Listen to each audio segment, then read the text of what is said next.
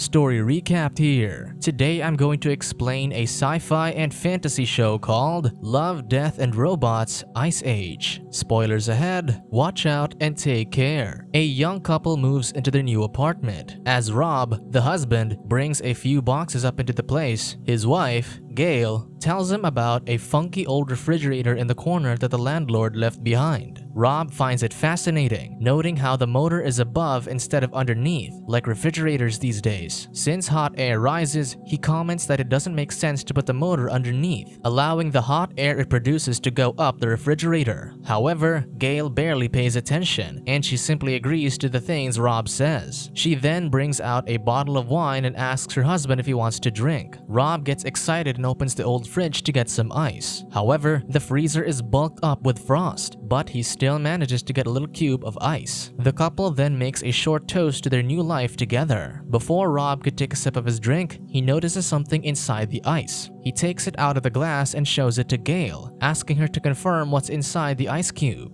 Gail looks closer and becomes just as surprised as her husband. Wanting to confirm what she saw, Gail grabs a magnifying glass to inspect the ice cube closely. Surprisingly, inside it is a miniature mammoth with spears in its body. Gail wonders if there are more of these things in the freezer, so she opens it. She quickly takes out the junk inside and gets shocked by what she sees. With this, Rob takes a peek and comments there's a lost civilization in the refrigerator. True enough, the freezer contains a miniature working medieval city. Everything inside moves so fast, with the little people going through their day normally, unaffected by the two giants hovering near their city. In disbelief, Gail claims that what's happening doesn't make sense, and Rob agrees. She then clarifies that they're seeing an early medieval city, when woolly mammoths died out sometime in the late Neolithic period. Rob shrugs it off and simply agrees with his wife to hide his ignorance. Later on, Rob buries the frozen mammoth in a pot of dirt. Rob seems sad about it, so Gail lightens up the mood and says it'll probably make for a good fertilizer. Curiosity takes over, and the two check the freezer again. To their surprise, everything has changed drastically. What used to be a medieval city is now a modernized place during the Industrial Revolution. Factories and railroads are built, covering the freezer's sky with smoke. The couple knows that they've only been gone for 10 minutes, but decades have already gone by for the miniature people. With this, Gail theorizes that time moves differently inside the freezer. As they witness the Industrial Revolution at great speed, Rob is disappointed that they missed the Renaissance period. He notices two miniature men sitting by a building under construction and wonders if the people perceive them as gods. However, the men are actually making fun of them, seeing them as weird faces in the sky that are staring at the city. One man even comments that he's tired of seeing the broccoli that's stuck in Gail's teeth. Seconds later, modernized buildings are erected. Rob notices things flying around, and Gail identifies them as airplanes. As more skyscrapers are built, Gail believes that the miniature people have reached the present time. Rob confirms this when he sees a Starbucks store and comments that the cafe really pops out everywhere. Just then, he notices something weird, so he takes a closer look. Suddenly, a missile falls into the middle of the city and explodes. The explosion blinds Rob, making him back away and fall onto the floor. Gail helps him up and tells him to calm down, but Rob panics, exclaiming that tactical nukes are exploding in their freezer. However, Rob's face is as red as a tomato, and Gail could barely keep a straight face. As the freezer explodes with huge nuclear bombs, Gail hands a shiny toaster to her husband, letting him see how the heat from the explosion caused his face to glow red. Rob groans, but then he notices that the situation in the freezer just became worse. The couple stares at it as they hear screams, gunshots, and explosions. With this, Gail closes the freezer and says that the people can't possibly outgrow war in a couple of minutes. Hearing this, Rob asks what they should do, and Gail responds that they should order pizza. Later that night, the couple has pizza for dinner while they wait for the situation to die down. An hour has passed, and Rob recommends that they should check out the freezer. He hopes that the miniature people had a chance to rebuild their city, but Gail gently tells them that they need to embrace the possibility that they didn't make it. Still, Rob goes to the freezer and opens it anyway. To their surprise, the freezer glows with luminous cities and flying cars. Gail claims that it looks like the Emerald City, but with less emerald and more futuristic devices. The sight of this makes Rob ecstatic, marveling at how beautiful everything is. Suddenly, a building emerges right in front of them, and Rob jokes that it looks like an adult toy. Just then, everything escalates, and a massive pyramid appears in the middle of the futuristic city. It glows brightly and consumes power from the bridges attached to it. Eventually, it turns into a diamond-shaped fortress and consumes the whole city until it bursts into a ball of energy. The majestic energy explodes like a star, and streaks of light begin to zoom around Rob and Gail's kitchen, filling their apartment with light. The wondrous light fascinates them both. During this period, it seems like the miniature people have figured out the secrets to time and space travel. After this, the streaks of light return to the freezer, gather into a sphere, and disappear. This wipes out the smiles on Rob's and Gail's faces, confused at what they just witnessed. Rob wonders if the miniature people will ever return, but Gail thinks it's unlikely. Because of this, Rob mournfully pulls her refrigerator's plug, as if he's accepting that those tiny people will never return. Knowing that Rob has grown fond of the miniature people, Gail hugs him in comfort. She then closes the freezer, deciding to call it a day. The next day, Rob pours their cups of coffee and hands one to Gail. Without saying a word to each other, both wonder about the miniature civilization in their freezer. With the slightest bit of hope that the miniature people are still alive, they open the freezer again to find cold mist pouring out despite it being unplugged. Inside, they witness another ice age where primitive sapiens consume the carcass of a mighty brachiosaurus. It seems like life in the freezer has restarted, and it has now returned to the age of the dinosaurs. Just then, a roar alerts the sapiens of the arriving Tyrannosaurus Rex. The sapiens run as one is caught between the dinosaur's teeth. The last sapien tumbles with the T-Rex closing in, lunging for the kill. Many claims that the freezer is like a pocket universe that shows how life evolves to the point of leaving reality. Some may think that the freezer showed the end of their world, but it could also mean that the miniature humans found a different dimension to live in. It's uncertain how many times this process of life occurred in the old freezer, or if it always plays out the same way. The previous owners may have seen life bloom and die repeatedly, eventually getting bored of it, thus leaving the extraordinary freezer behind. Although the show never revealed who created life inside the freezer, an episode titled God Serengeti by Oat Studios might just suggest who did. A herd of elephants travels across a field, but their field is on a table in the middle of a mysterious man's study. The old man doesn't pay attention to this, as he's busy reading a book. His butler, Jeffrey, asks how the book is, and the man comments that it's too technical, adding that he prefers chaos. Still, he likes a recipe for a black hole from the book. He turns his attention to the little beings in his pocket world and laughs at a miniature man who's rubbing two sticks together. Suddenly, the Homo sapien discovers how to make fire, and the old man is enraged. He complains that he didn't say those people could do such a thing because he's supposed to give fire. Jeffrey notes that the current time period is over 200,000 years before they're supposed to give them fire. Because of this, the old man orders Jeffrey to put the fire out, so the butler blows onto the table, creating the wind that snuffs out the flames. Still, the old man is pissed, so he tells Jeffrey to put them back into their caves. The butler obeys, so he triggers the elephants to stampede towards the humans, forcing them to hide. After it's done, the old man is still annoyed at what just happened, so he plans to shrink the brains of the tiny beings to prevent them from making their own choices. Not long after, the Homo sapiens exit the cave again to perform a rain dance. Jeffrey reminds him that they haven't turned off the drought, so the old man orders him to spray some water on the parched little things. Jeffrey happily obliges and sprays water over the table, causing it to rain on the field. He comments that their god is merciful as the Homo sapiens rejoice. The old man giggles at the sight of their excitement, so he orders his trusty butler to spray more water. As Jeffrey does so, new plants begin to sprout from the little field. Finally, he's had enough of his fun, and the old man tells Jeffrey to release the plague. The butler hesitates, but the old man is adamant about ending this little game. With no choice, Jeffrey opens an antique box and takes a fancy bottle from it. With furrowed brows, Jeffrey sprays this over the Homo sapiens, and one by one, the people collapse as they take their final breaths. The old man simply watches this from over his book before continuing with his reading. This story about creation depicts God as both merciful and unforgiving. While he provides water for the thirsty beings on his table, he also takes their lives in a snap once he's tired of watching them. Both Love, Death, and Robots, Ice Age, and God Serengeti present their own versions of godlike beings. Rob and Gail watch life grow and die without intervention, but with sympathy for the civilizations they witness. In contrast, the other presents a more involved God who's apathetic to the lives on his table, treating them as entertainment that he can simply turn off.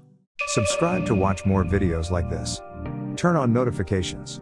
And leave a like, it really helps the channel out. Thank you for watching.